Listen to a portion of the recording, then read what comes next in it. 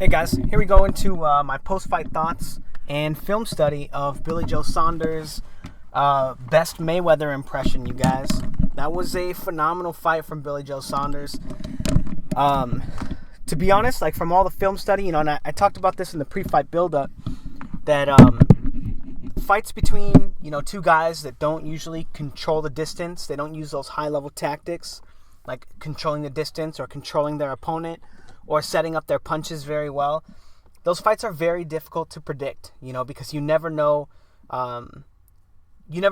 who's going to come out on top, right? Like Kell Brook and Errol Spence, right? That was a very difficult fight to predict, right? You've got to look at their lines of offense and then their lines of defense and how they match up.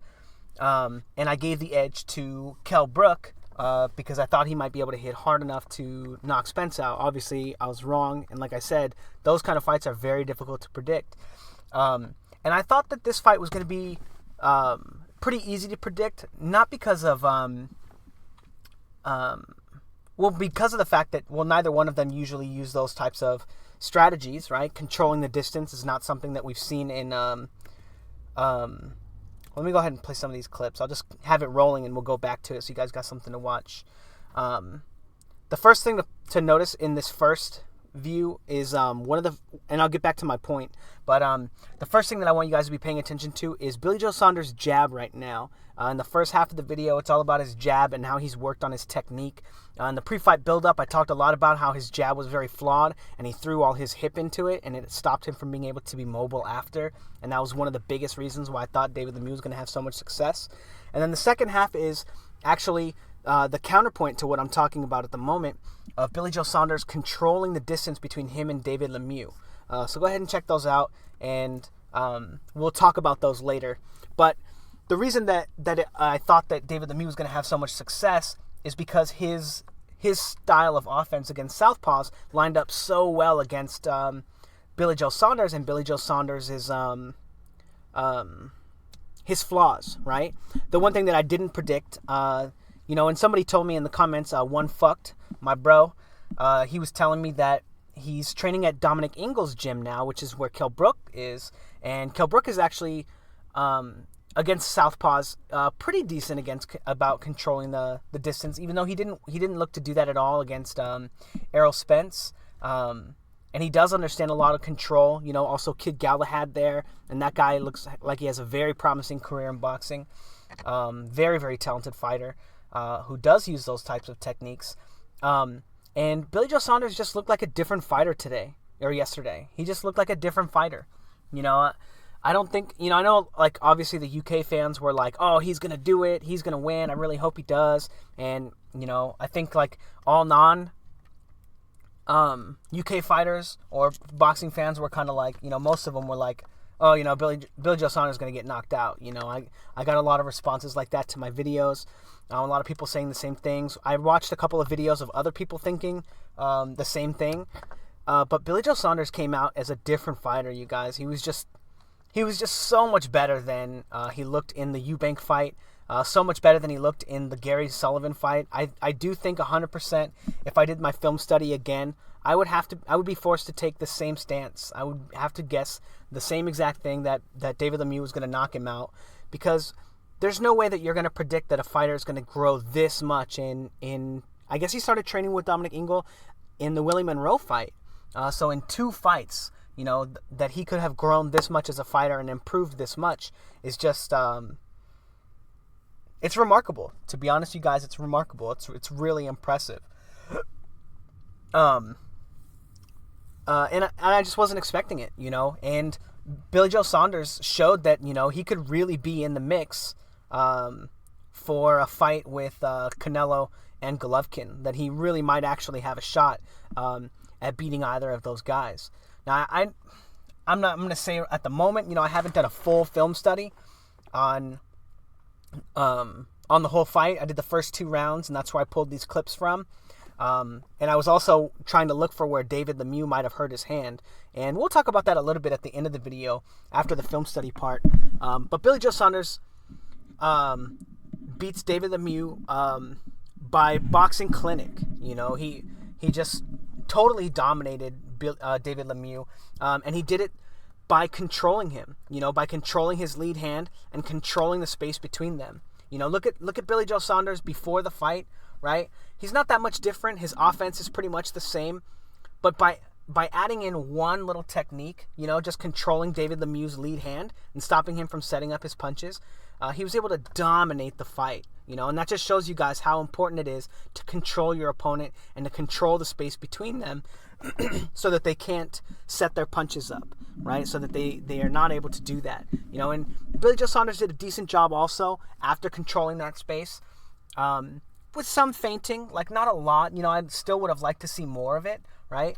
But doing a good job, and I still didn't figure out yet how he took away the counters from David Lemieux. Maybe there is some, like the left hook counter especially, maybe there is some validity to David Lemieux having been injured, but also David Lemieux, his guard was kind of getting pinned to his head by Billy Joe Saunders' jab, right? I think it's actually in this clip right here. Yeah, Billy Joe Saunders shoots his jab at David Lemieux's glove, right? And then is able to get the right hand in. They both get blocked, right? Or rather, the jab doesn't get blocked. It gets hit on David Lemieux's glove, right? But he can control his glove like that and stop him. But also by controlling the distance between them, he makes David Lemieux keep his guard home, and he's less able to counter the jab because he's worried about a possible straight left hand coming. Because of the lead hand control, he thinks he's getting feinted into walking into a left hand. So the jab was really effective for Billy Joe Saunders. But let's get into the actual film study. We're going to talk about Billy Joe Saunders' jab. We're going to put it in slow-mo just because I don't feel like rewinding it a million times. But if you notice his jab, when he shoots his jab here, he didn't swing his hip into that shot. Remember, in the film study leading up to this, he had this terrible flaw of swinging his hip all the way into it, and then he'd be off balance. There were a few times where his opponent would try to counter him, and his back leg would even fly out from behind him, But he shoots his jab, he keeps his hip, he keeps his weight in his heel, and he doesn't wind up swinging his hip into it, and he's able to keep his balance and land with his back foot perfectly without it sliding or moving around. And you just saw that this was just a really effective way for him to get in and out on David Lemieux. And right there, even just probing with the jab, right, to bait the counters, making them a little less effective because David Lemieux doesn't know, is it going to be a real jab? Is it going to be a probing jab? He's able to kind of mitigate that. Again, looking at his hips right here. Looking at his hips, right? They're not flying into David Lemieux, right? They're not like swinging in like he's throwing a right hook, right? There's a little bit of give in them right there. I think he's probably going for a power jab, right? But again, not swinging his hips into the shot and allows him to throw a 1-2. That's, mildly set up by the fact that he's thrown so many jabs, right? David Lemieux maybe not be expecting it, right? Which is a very basic style of offense, right? You jab, jab, jab, and then you throw a 1-2 out of nowhere, right? Not particularly like exciting offense, but the fact that he was able to make, again, this is a beautiful jab right here. This one, not this one. Well, that one's good too, sure. But this one right here, his hip doesn't turn at all, and he's able to keep all of his weight on his back foot and then move back like that and get away from the counter. Just beautiful. And this is stuff that, you're not really able to predict, like all of a sudden he's like a real polished fighter all of a sudden. Again, not turning his hips into his jab, and it allows him to escape the counters and be very effective on his in and out style. And another one, like this clip right here, shooting the jab, and then boom, look at how he moves his head off the line as he takes lead foot dominance and he shoots his straight left hand, right? Responsible defense. I should have put some more clips of that in here. Billy Joe Saunders did a great job of getting off the line, and that's something that in both of the film studies that I saw of him fighting Gary O'Sullivan and Chris Eubank Jr., he didn't do at all. He wasn't moving off the line very well, and he was very suspect to counters, but Billy Joe Saunders, he had great defensive responsibility. He moved off the line very well, and he just wasn't there for Lemieux to hit him, and it was just very it was a great improvement from Billy Joe Saunders, to be honest. I'm really impressed. And to be honest, I'm glad that it wasn't just like a second round or a third round knockout. I really wanted to see someone test David Lemieux with a boxing standpoint. You know, we saw him obviously like tested by Golovkin. He got destroyed, right? But somebody who's not knocking him out, not taking away his will to fight or whatever, just, you know, actually just straight up outboxing him. And it was really fun to watch. I will be honest, I was hoping that he'd start landing that left hook counter at some point in the fight. He did land it a couple times at the end of the fight. But I'm really happy for Billy Joe Saunders. He did a great job. Let's see. Again, just more jabbing, right? Not transferring his weight off of his back leg and turning his hips into it, and able to get away from David Lemieux very easily because of this. Now, I think we're getting into the part where so this is where he starts controlling, and this is not the first part of the round. The video that I watched, it started in the first round, but it started midway through the first round, and then it went to when the round ended, it started playing the beginning of the first round instead of going to the end of the round. It was really weird. I don't know what happened with the video, but they're a little bit out of order. But as you can see right here, here we go. As you can see right here, David Lemieux's coming forward, right? And he's got his active guard. He's using his lead hand to paw at his opponent. Very common in southpaw matchups, right? And David Lemieux and Billy Joe Saunders controls his lead hand, right? Now he knows that that's not a punch and he's controlling it. He's able to stop David Lemieux from setting his punch up, controls it again. He knows it's not a punch, and he's able to get David Lemieux to just throw punches at him without actually having any setup, because he understands that because he was controlling that lead hand, that lead hand is not dangerous. So he knows that the only punch is going to be coming from the right hand from David Lemieux at that moment. David Lemieux could have made an adjustment by feinting the right hand, right, and giving him a probe, right, or a feint from that position that's from the hand that's not being controlled, and make Billy Joe Saunders think that that's going to be the punch, and then come back with the left hook. But obviously, you know, David Lemieux, like some people said, he's limited or he's too one-dimensional or whatever. And to be honest, he looked like shit in this fight, and he got schooled pretty bad. But that's a little bit out of his wheelhouse, as we talked about. Not the greatest at setting up his punches, not the greatest at controlling his opponents. He's a very, very good, like, C-level fighter, but Billy Joe Saunders in this fight was using very high-level skills. You know, the very high-level control tactics to control your opponent, defensive responsibility, all those things that high-level fighters do use. Even though his offense could have been like a little bit better, but then again, going right back to controlling his glove, right, controlling his lead hand, and knowing that there's no danger coming from it because he's controlling it and able to get away from those shots. Again, controlling his lead hand, and that's something that he didn't do at all against Chris Eubank Jr., very little of against Gary O'Sullivan. Again, this is a different clip. Controlling his, and this is beautiful right here, right? Now, later on in the round, he goes to control his glove, and he feints David Lemieux when David Lemieux tries to probe him, right? He tries to look for some offense. He starts giving him some feints and trying to gauge what Billy Joe Saunders is doing. And Billy Joe Saunders gives him a feint because of it, and now David Lemieux keeps his hands at bay, right? He keeps his hands at home, thinking that Billy Joe Saunders is trying to set up a punch, right? So maybe he's getting ready for a counter, maybe he's doing something, whatever he's doing.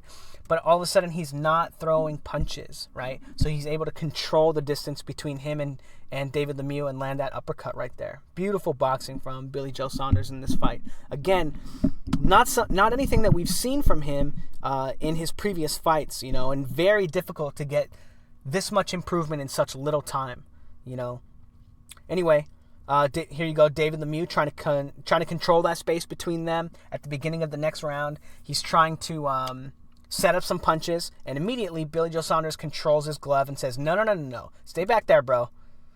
And then David Lemieux immediately abandons trying to set his punches up again, right? And then winds up getting clocked by a jab. So simple to control David Lemieux because he doesn't understand these techniques, Another reason why Golovkin had a lot of success, right? But it's because of this stuff that Billy Joe Saunders is having so much success. And if I had seen any of this kind of stuff, like consistently in the fights between him and Eubank and him and Gary O'Sullivan, I would have probably easily picked him to win. Obviously, like, David Lemieux still has that crazy puncher's chance, as I thought that even in the fight as I was watching it, well, David Lemieux could come back with that left hook and end the fight at any time. You know, you never know. But, again, David Lemieux trying to set his shots up. David Lemieux trying to set his shots up. Billy Joe Saunders feints him. And then David Lemieux tries to control his glove. And he's not able to get any offense up because Billy Joe Saunders is controlling the distance with his lead hand. Controlling his glove. And then just taking angles, you know, moving away. You know, fighting very well, very smart. And just completely shutting David Lemieux out because for some reason, you know, David Lemieux wasn't using the counters. He wasn't, you know, and some of that may have actually been because his hand was hurt. I don't know, man. I don't know, like, what the deal was. But again, let's see. Oh, controlling his glove, right? And then he basically just baits David Lemieux into throwing a punch that hasn't been set up, that Billy Joe Saunders is very easily able to get away from. And then, and then after he ducks the shot, see, because he's controlling that lead hand, there's basically no setup to this straight right hand from David Lemieux. He's easily able to get away from it, duck away, and then look at where he puts his right hand, right? He gets it onto David Lemieux's chest and stops him from turning into that left hook that he was trying to throw. Beautiful control right there, you guys. That is beautiful, and I never saw anything in the film studies leading up to that. Controlling his lead hand, again, the exact reason why he had so much success in this fight, and he was able to stop David Lemieux from having any. And then he's able to just kind of throw punches when he wants because he gets David Lemieux to keep his guard at home. You know, it doesn't land, obviously, but that's not the point. Coming out right at the beginning of the second round, comes out controlling David's lead hand, and David has to stay at home. You know, he's not able to set up his punches, gets his lead hand control, and he's easily able to get away from there.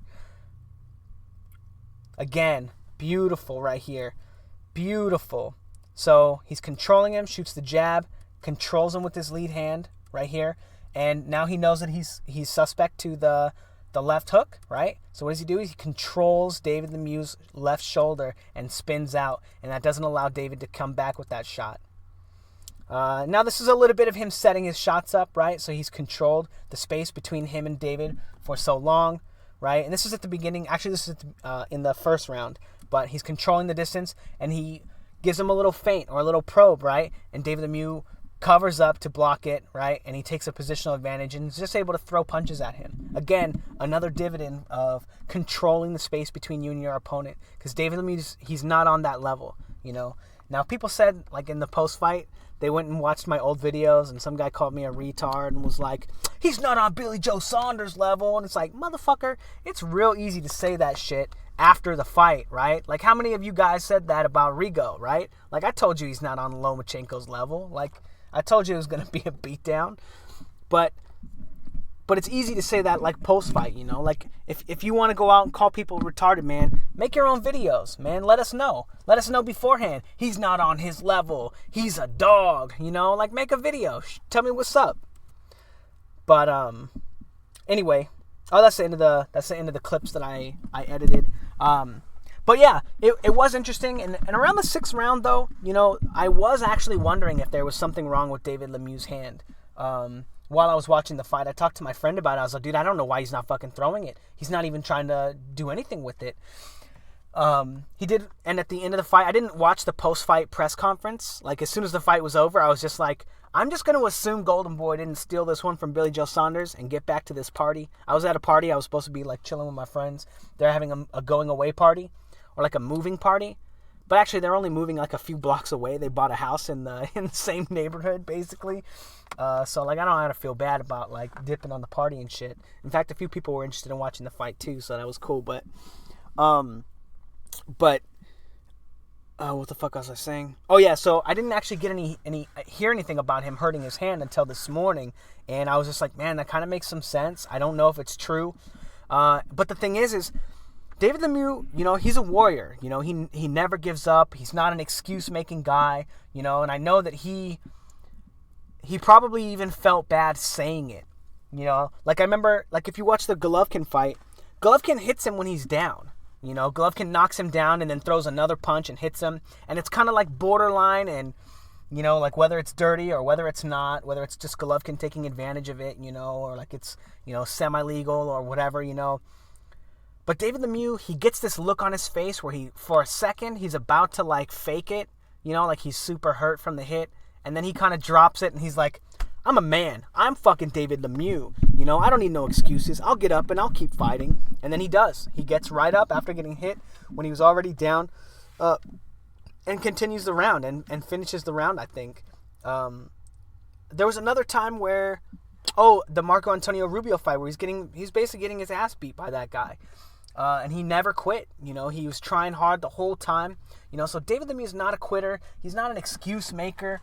You know, I guess you could say the same thing about Rigondeaux, but we all know that fool's, you know, he's just getting clowned on, you know. And, you know, David Lemieux could have done the same thing that Rigondeaux did, right? He could have said, you know, my hand hurts and I got to quit, and it would have been another Lomachenko-Rigo fight. You know, that would have been actually pretty funny. But David Lemieux, I don't think he's like that kind of fighter, so there might be some validity to it, right?